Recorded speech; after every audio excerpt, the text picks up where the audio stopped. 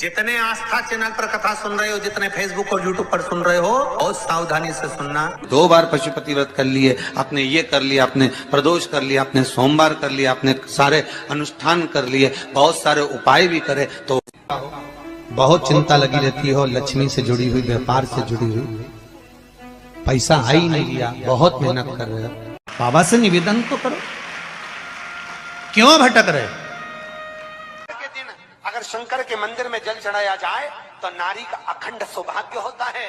महाराज शंकर भोलेनाथ ओघड़दानी की कथा कर रही है। व्रत कार्तिक महत्तम कहता है, कार्तिक के महीने में सबसे बड़ा अगर व्रत का कोई नियम है तो केवल एक नियम सबसे बड़ा है, सुबह ब्रह्म मुहूर्त स्नान करना, और दूसरा दीप लगाना, दिया प्रज्वलित करना, दीपक लगाना।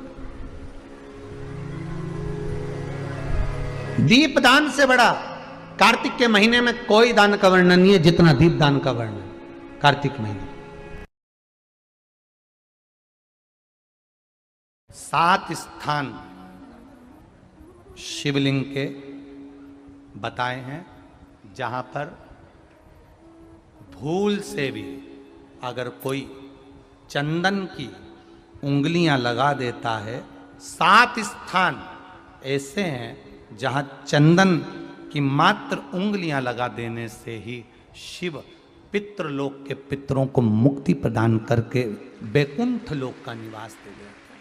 7 स्थान।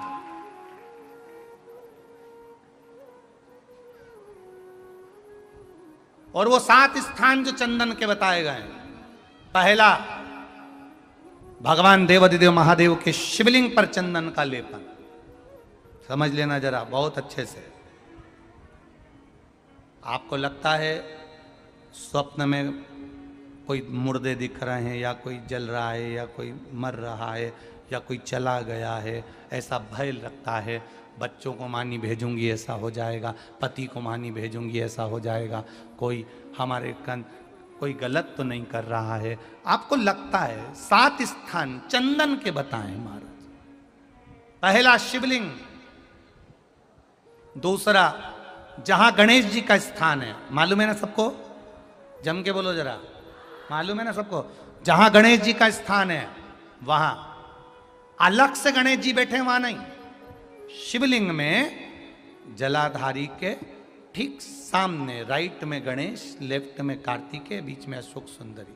तो पहला चंदन बाबा के शिवलिंग पर, दूसरा गणेश जी पर चंदन की उंगली, तीसरा षडानंद कार्तिकेय पर चंदन की उंगली, चौथा अशोक सुंदरी पर चंदन की उंगली, पांचवा जलाधारी पर चंदन की उंगली, छठा जो शिवलिंग का जल बह रहा है इसके ठीक विपरीत की ओर चंदन की उंगली, और 7वां चंदन नंदी के मस्तक के ऊपर जो 2 सींग लगे रहते हैं उस पर चंदन की उंगली।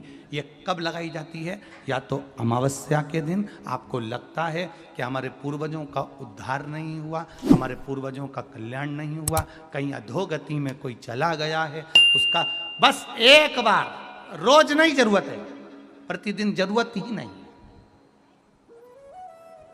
महीने में एक बार अगर अमावस्या के दिन भी आपने चंदन के थोड़ा सा चंदन अगर मेरे देवाधिदेव महादेव को 7 स्थान पर समर्पित किया है। अशोक यहाँ पर वर्णन कर रही हैं, मैना, धन्य और कला की कथा कर रही है। तीनों ने सनकादि ऋषियों से मांगा। चंदन भगवान को अति प्रिय होता है, और चंदन ही एक ऐसा होता है जो पितरों को भी प्रिय होता है, जिसका स्पर्श मात्र लगने से